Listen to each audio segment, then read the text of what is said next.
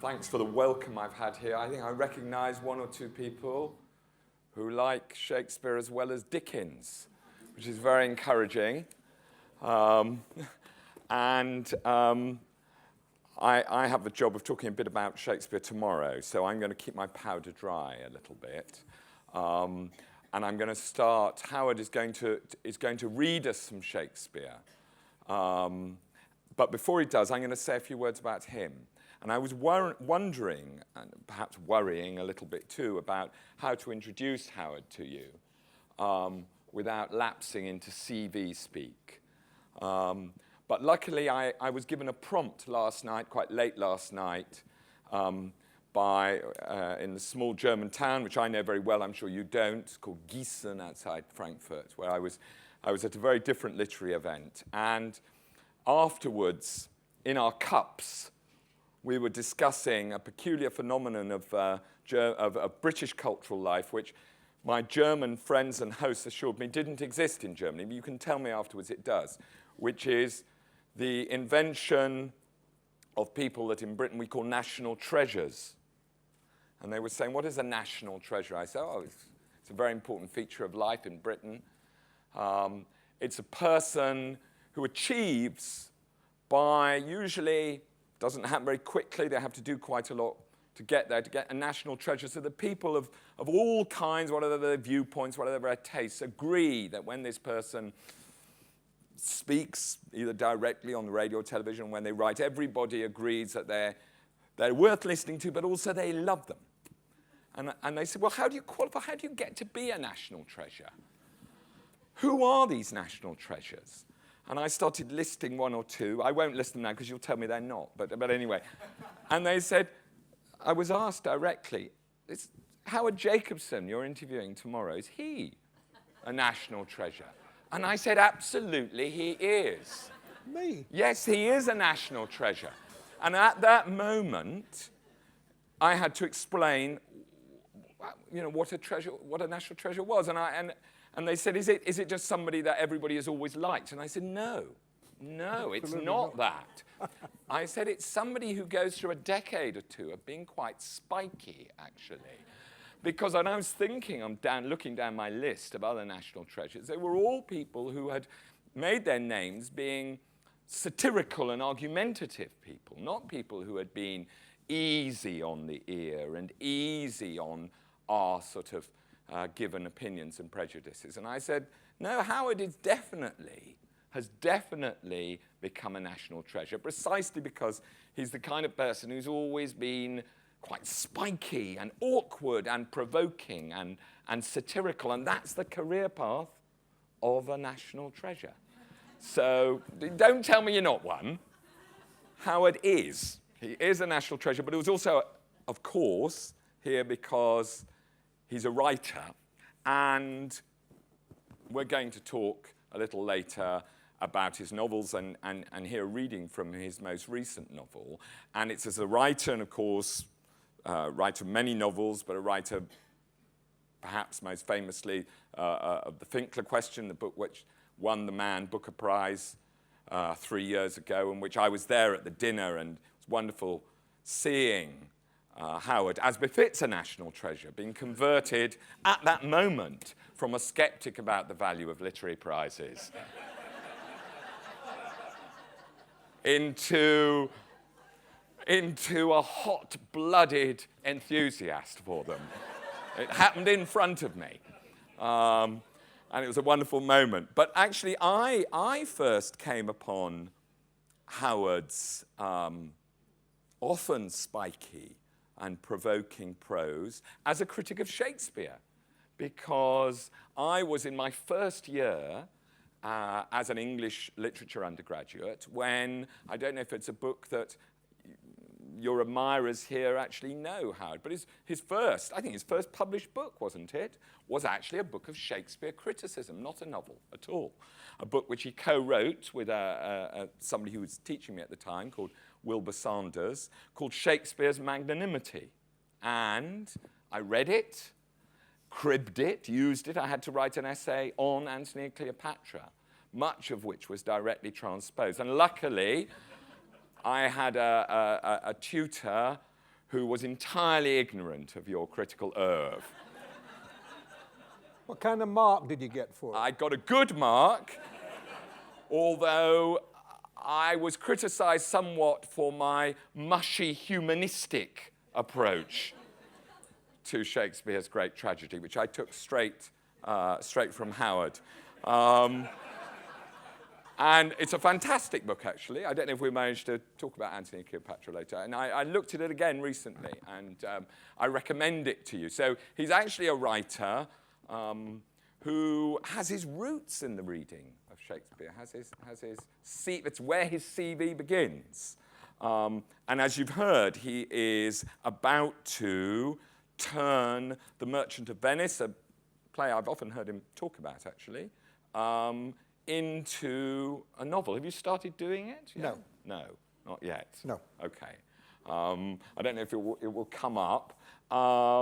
And his most recent novel, which we're going to hear a bit from later and talk a bit about later, is Zoo Time. But first of all, we're going to have a go at Shakespeare. And Howard has a reading, and it's from Hamlet. Go straight in there, no messing. Shall I stand up to read? Yes, why not? Well, how would you like to do it? I think I'd like to stand up to read. I don't think I've ever been so insulted by compliments in my life. And I'm trying to decide whether the worst compliment is that I was spiky and I'm spiky no more, or that I was mushy. And if my first book was mushy, when did I become spiky? And are you implying that I've gone back to mushy? These are all things.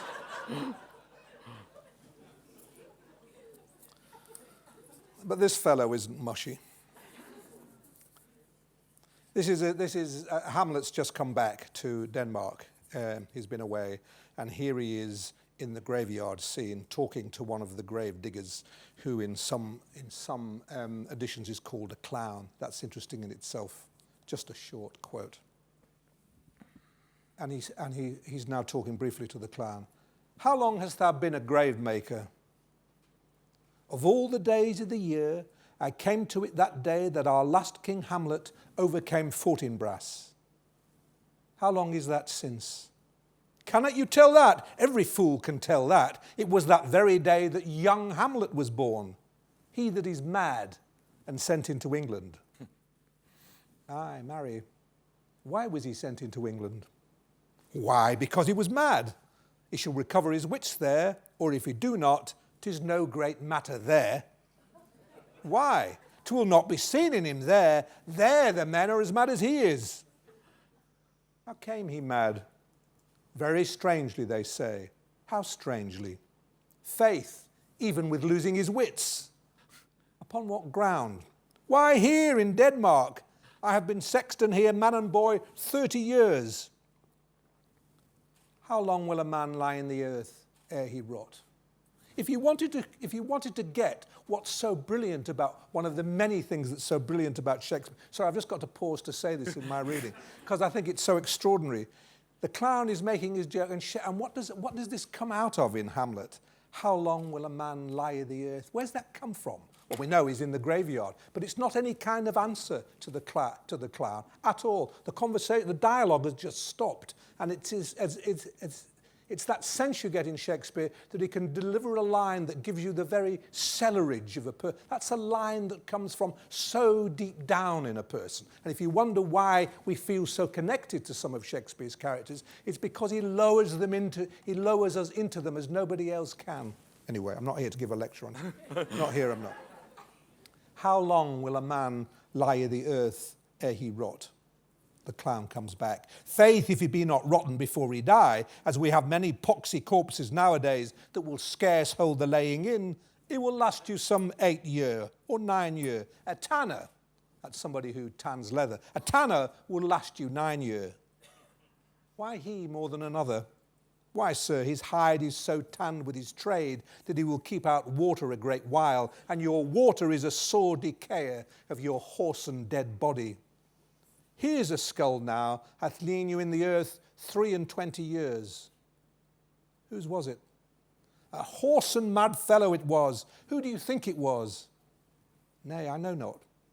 A pestilence on him for a mad rogue. I poured a flagon of Rhenish on my head once. This same skull, sir, was Sir Yorick's skull, the king's jester. It's at this point that I actually need a prop. I need a skull.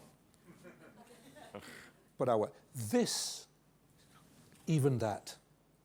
Let me see. The stage direction is he takes the skull. And then some of the most famous lines in Shakespeare that still make the hair stand up on the back of my neck. Alas, poor Yorick. Horatio is here in the graveyard with him. His friend, his close friend Horatio. Alas, poor Yorick. I knew him, Horatio, a fellow of infinite jest, of most excellent fancy. He hath borne me on his back 1,000 times, and now how abhorred in my imagination it is. My gorge rises at it. Here hung those lips that I have kissed I know not how oft. Where be your jibes now? Your gambols, your songs, your flashes of merriment that were wont to set the table on a roar, not one now to mock your own grinning, quite chap-fallen. Now get you to my lady's chamber and tell her, let her paint an inch thick, to this favour must she come. Make her laugh at that. Prithee, Horatio, tell me one thing. What's that, my lord? Dost thou think Alexander looked to this fashion i' the earth? Even so. And smelt so. Even so, my lord. To what base uses we may return, Horatio? Why may not imagination trace the noble dust of Alexander till I find it stopping a bunghole? And Horatio says, 'Twere to consider too curiously to consider so. Hamlet comes back. No faith, not a jot, but to follow him thither with modesty enough and likelihood to lead it as thus. Alexander died, Alexander was buried, Alexander returneth to dust. The dust is earth, of earth we make loam, and why of that loam whereto he was converted might they not stop a beer barrel? Imperious Caesar, dead and turned to clay, might stop a hole to keep the wind away.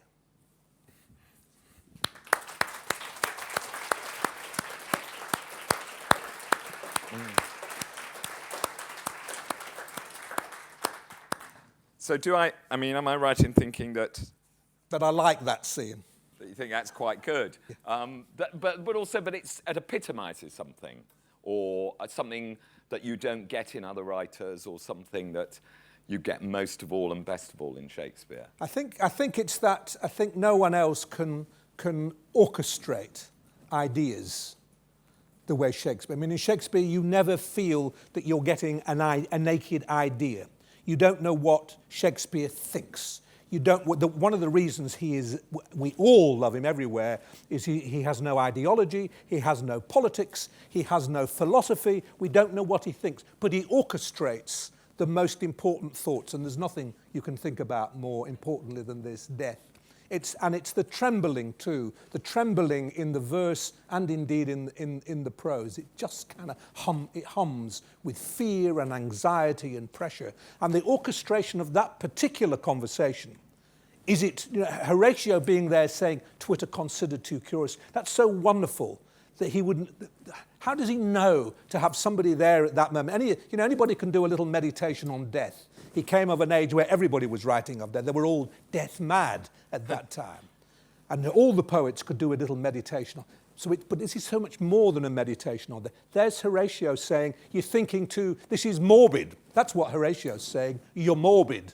You're morbid, Hamlet. You're morbid, Shakespeare. Shakespeare is, if you like, a very morbid writer. It's death, death, death, death and death. If you had to say what's Shakespeare about, it's death and sex. But precisely, it's jealousy. No one writes better on jealousy. It's death and jealousy is a kind of death. It's as morbid as you could. And there's Horatio saying you're morbid. Hamlet's not having any of that. The play isn't having any of that. The play just moves, not a jot, says Hamlet. The play just moves over all that. With this, what Shakespeare makes you realise is you have an obligation.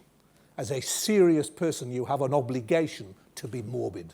You have an obligation to think about death non-stop, because it's the only subject.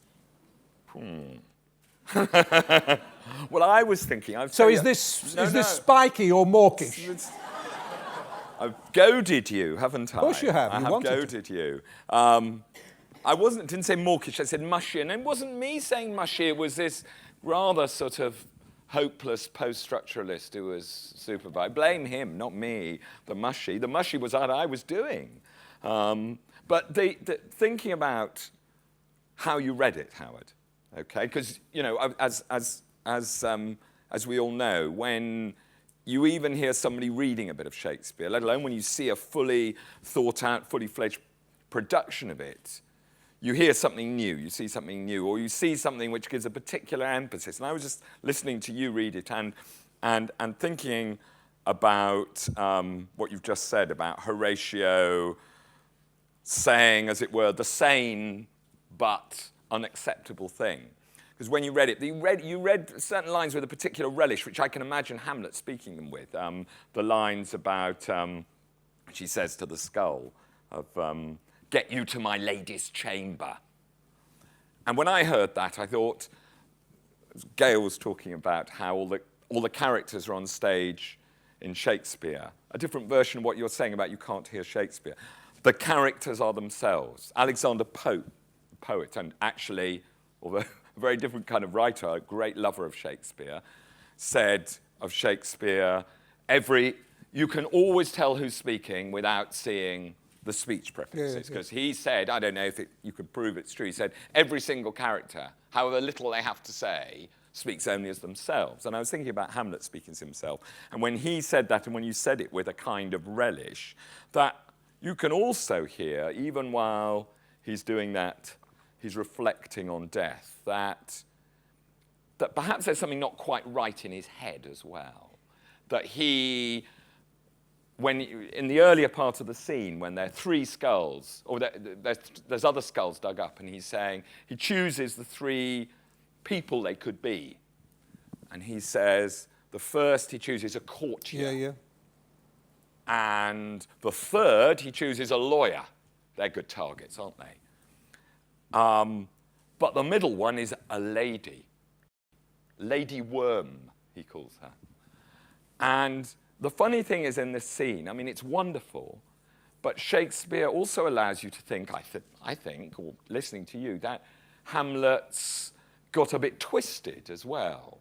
But now you're being Horatio. That's Horatio. Yes. You're being Horatio to my Hamlet. He's a bit twisted about... We're human beings. Yes. It's twisted to be a human being. It's twisted to love life to the degree that we do, to love being encased in this body of flesh, but also, and then make us nothing. It's a twisted business. So to think upon it, that's what Shakespeare, that's one of the things that I love about this play and about Shakespeare generally, that he makes you realise that if you're not twisted somewhere or other, if you're not obsessive somewhere or other, then you're not fully alive. You make your choice which position you want to... Yes, no, I was thinking about... But one more, can I just say one more thing about Get Thee to My Lady's Chamber, because this is another important thing about this scene for me, because it goes on, get thee to my lady's chamber, tell her let her paint an inch thick, to this favour must she come, make her laugh at that. That has kind of become my credo. I'm sometimes called a comic writer. When anybody else calls me a comic writer, I get very angry about it, but I'm allowed to call myself a comic writer. And as the comic writer that I call myself, this is a very, very important challenge to the comic. Make her laugh at that. What's comedy for? It's not for making us laugh at the trivial things. That's why we know when we see we know the difference between a serious comedian and a trivial TV comedian. We know that because this trivial comedian doesn't make us laugh at anything important. What Shakespeare is saying, this is where comedy must build its home. In the face of death. You're such a good comedian, Yorick. Make her laugh at that. Is it possible? Can we laugh at death? And if we can't laugh at death, then the whole business of comedy hasn't been worthwhile at all. But that's the challenge anyway. Those lines I go hot just thinking, make her laugh at that. There's the skull, death. There's the comedian, full of life. with that picture of him, making people laugh at the table, carrying people on his back. Nobody could be more alive at that moment than Yorick, and nobody more dead. And it's a kind of memory, isn't it, of that other "get thee," he says in the play, doesn't he? He says to Ophelia, "Get thee to a nunnery," which is kind of also a joke about, or a nasty pun about "get thee to a brothel." Yes.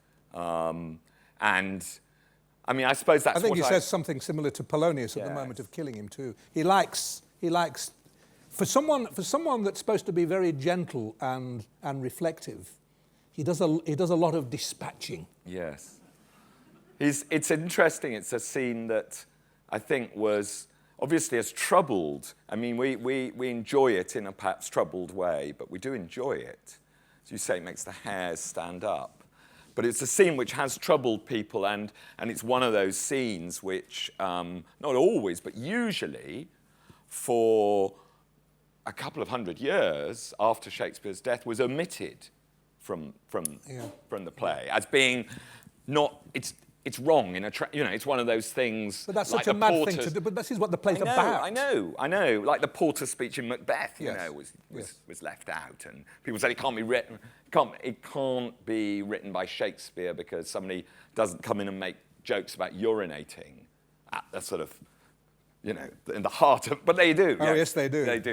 They do. I mean, do you think that perhaps that is something? Not that we know better than previous ages, but that's something essential about Shakespeare, which perhaps was difficult to accept for audiences in the 18th and 19th century. The idea that, that Dr. Johnson says in Shakespeare, the reveller is hasting to his wine as the mourner is burying his friend. They happen simultaneously. And actually, he didn't say this, but in Shakespeare, they sort of bump into each other, don't they, on the stage. And Johnson couldn't bear the idea that Hamlet wants to postpone killing Claudius until Claudius is, full of guilt. Yes. Cannot bear. That is a terrible thing, isn't it? He wants to kill him at a moment when he goes to hell. But that just reminds you what a terrible play. The play is about terrible things. In every age, someone is wanting to clean up something. Shakespeare is being cleaned up every single age. And we think we're probably much more tolerant. I'm not sure what we clean up, but we get very embarrassed at the idea that Shakespeare might have, why does Anne Tyler dislike, I wanted to say Kiss Me Kate, but it's not called Kiss Me Kate. One hears in that the possibility that it's misogynistic. Oh no, it daren't be misogynistic. Some people have supposed that what I want to do with The Merchant of Venice, which isn't at all what I want to do with The Merchant of Venice, which is to clean it up because, oh my God, it might be anti-Semitic. So because these are our anxieties, these are not the things that would have bothered Dr. Johnson or Coleridge, but they bother us because we think writers have got to be ideologically sound. Yeah. And the wonderful thing about Shakespeare is he's never ideologically sound. The idea of ideological soundness doesn't occur to him. The interesting in the past is what they seem to, including in Johnson's age, they seem to have a sort of, I don't know if there's a modern equivalent of this, they seem to be content to clean up Shakespeare by their lights when he was on the stage, but want the real thing when he was on the page. And, and Johnson, as he said, some Shakespeare plays are better for never being performed. You should read them. And he said, even reading them, and you were thinking you're reading Johnson and you're thinking, oh, well, he was hampered, wasn't he? And then he says an incredible thing about King Lear. He says, I couldn't bring myself to read King Lear again for years, but now I'm doing this blinking edition, so I've got to. And he says the extrusion of, that's the word he uses, incredible word, extrusion of Gloucester's eyes.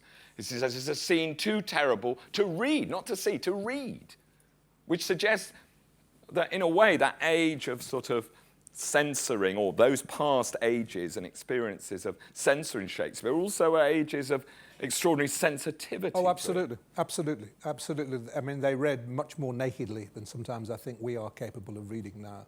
You hear Coleridge too on Shakespeare. I mean, you feel that they are a quiver. I mean, I've forgotten now. I used to know some of the things that struck me as most vivid about Coleridge's sensitivity, but you feel the skin is just stretched taut as they're reading it. And I don't know whether we're able to. You feel that they read with such concentration. Can we read with such concentration now?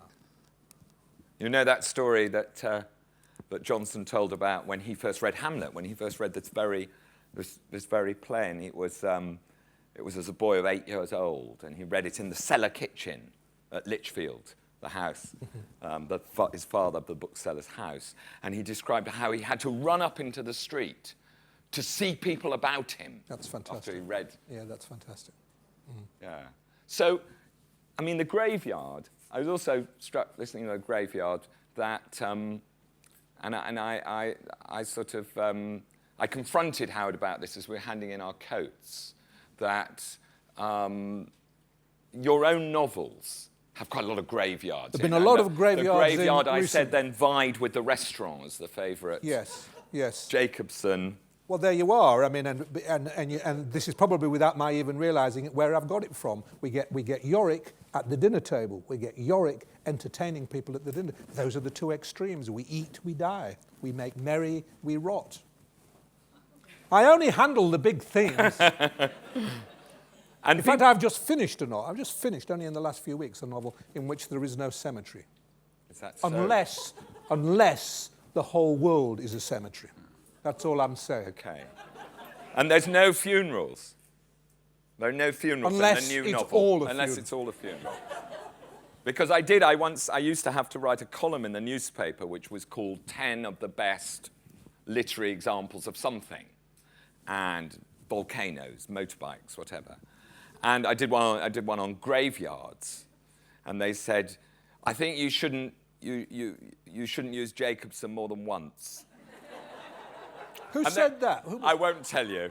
One of your great supporters on the newspaper. So Howard. it was me and Shakespeare and who else? Yes. Could you find anybody else? One or two others. But it is a favourite kind of, I think the academic in me would say topos, the favourite topos of yours. Topos is good. Yeah. Well, it took me a while to get to a cemetery or a graveyard, because when I first began writing, I felt I was too... what was your word again? Not mawkish. Mushy, maybe spiky. Yeah, I didn't feel mushy, but and spiky at once in some mysterious way. I felt I had no right to go to a cemetery because I'd not been to enough I'd not had enough experience of death. I wasn't serious enough yet. I wasn't old enough yet. Though God knows I was old enough in my early novels. But I did feel I kind of had to wait to graduate. I couldn't kill people either. It took me a long, long time to kill people in my novel. I'm astonished at, young novelists or ladies that like thrillers. Ladies that live in, nice, sweet ladies live in the country and they write thrillers that just kill people left, right and centre. I find it fantastically difficult to kill your first character. Really, really upsetting. And so when that first character dies, if that character means anything to you, it's quite hard to go on. You haven't done it because you're not in charge. Your novels are in charge of themselves, but you have witnessed a death at your desk. It's interesting you say that because it makes me think of the fact that, of course, you may contradict me, you may think of a better example, but the other kind of great graveyard scene that I think of in Shakespeare is Romeo and Juliet, and which includes a murder, a killing. Romeo kills Paris, doesn't he, in the graveyard. And thinking about it in respect to what you've just said, of course it's true that in Romeo and Juliet, they're really young. And the whole scene is suffused with the sort of almost impropriety of young people being in a graveyard. This is not a place for young people. Yeah, that's good. It's true, isn't it? I like that, yes. Well, you've given me that insight. Have it. Yeah, okay. Have it. You can write an essay on it. See what kind of mark you get now. Not an essay, a paid article. But you've made me think about... You've made me think about Dickens. I was due to come here for the Dickens one. I'd love to come for the Dickens ones, because after Shakespeare, Dickens is the writer I most admire. They remind me of each other in many ways. But of course, Great Expectations begins in a graveyard. Yes. And that sense of the graveyard runs all the way through Great Expectations. And there is an amateur theatrical. Mr. Wopsle plays Hamlet, doesn't he? Yes, he does. does. That's not a coincidence. Yes. Well, I want to move towards you reading from your own work. But before we do, because I want to talk about it, Howard's going to read from Zoo Time. And, of course, that's a novel to read from because it's your newest novel, your most recent novel. But also I was thinking that, I don't know if you think of it as kind of drawing on Shakespeare, but it does so rather little directly compared to the sort of couple that went before it, which are absolutely soaked in Shakespeare. I mean, you may know one I haven't mentioned so far, The Act of Love, which I think, wasn't that the one before the Finkler question? Yes. Am I right? I'm getting Yes. the CV right? Yes. Which not only... Begins and ends in graveyard. Yes, begins and ends in a graveyard, and right in the middle, it has lots of Shakespeare in it, lots of quotation of Shakespeare, and a particularly large amount of Othello in it. And so much so that right sort of at the heart of the novel, the narrator and his wife and relative of hers and her husband go to see a production of Othello and talk about Othello. And talk about the meaning even of a particular line in Othello which obsesses the narrator of it. And the Finkler question, everybody seems to think they're Hamlet in the Finkler question, or that Hamlet speaks to them directly. So these two novels, was that a kind of, with Othello in the first case and Hamlet in the second, were you sort of helpless to prevent the surge of the bard into these novels? Or were there... I like that idea, yes. that he comes up like the ghost, yes. Yes. Well, there's a degree of that. You just hear it. If you write, if you've read a lot of Shakespeare, for me, it's been reading him rather than seeing him. Yeah. I am a Shakespeare, for me, the theatre of my mind. I go and see it, and it's spoilt. No, that's You are. You're I just don't like Dr. Johnson, aren't you? Very similar. Yeah. Very similar. Have you noticed the similarity between me and Shakespeare? But in The Act of Love, which is a novel about jealousy, which has recently been published translated in this country to German. Othello just is one of those. Othello is, the minute you read Othello, I think, and get it, you look at jealousy quite differently, because you look at the extraordinary way that Othello invites it. And at certain moments, you have to say, Othello wants Desdemona to betray him. Would that the general camp, pioneers and all, had tasted her sweet body. Now, the next line is, so long as I had not seen it. Yeah. But in Shakespeare, you don't... The next line, however much that's Horatio, if you like. Yeah. That's Horatio to Ham. For the first two lines, for that line anyway, would that it had tasted her sweet body. So that's the line that's alive. So for that moment in the play, and it's not the only one, Othello wishes Desdemona to have betrayed him. And once you get onto that, and then you're reminded of how many people in Shakespeare are jealous, as it were, unnecessarily, because they welcome the language of jealousy. It's a wonderful subject for a novelist, because jealousy is so wordy in our literature anyway. I mean, to be jealous, if you are jealous, you find language you didn't know you had before. You find words. And it's also part of the jealousy experience, isn't it? That the man says to the woman, or the woman says to the man, tell me what happened. Tell me the story of it. We want to hear the narrative of it. So jealousy and narrative and jealousy and language are all very much bound together. And it's that sort of thing, isn't there? There's that kind of that sort of relish which passes on to you as a reader or a listener in the sort of the mad relish of the jealous person. I mean, some of my favourite lines from Shakespeare are, as you predict, jealous lines. And they're horrible sometimes. I mean, yes. Othello...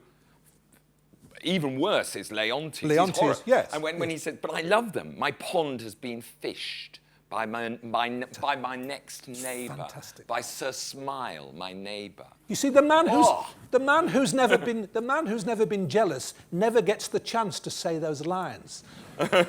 Those of you who are not jealous, look what you miss out on. Yeah. But they are. I mean, that's the gift he has. It's the genius too that makes you feel. You really need to murder him, yes. Just to be able to say what Macbeth says, just to be able to say it and to anticipate it and to give yourself all the reasons for not doing it and then still to do it. and then to suffer afterwards a thing that's so deep, you can't call it remorse. It's too deep for remorse. That's one of the things that makes him the great writer. Is he takes you where nobody else goes. What is it? It's almost a desire to know life in all its extremities.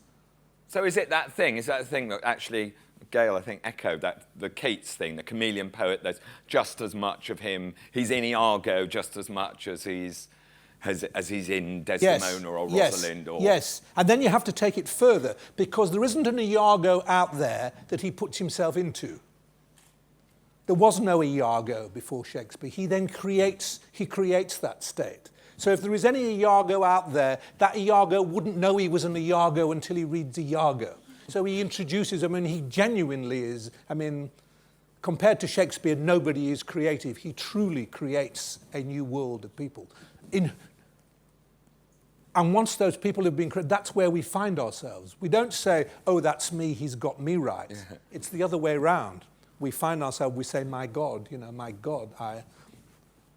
I do not know what it is to be a live person until I have... What would humanity have been like had we not had Shakespeare? We would not have known. It's not that Shakespeare would not have shown us ourselves, it's that ways of being would not have been known.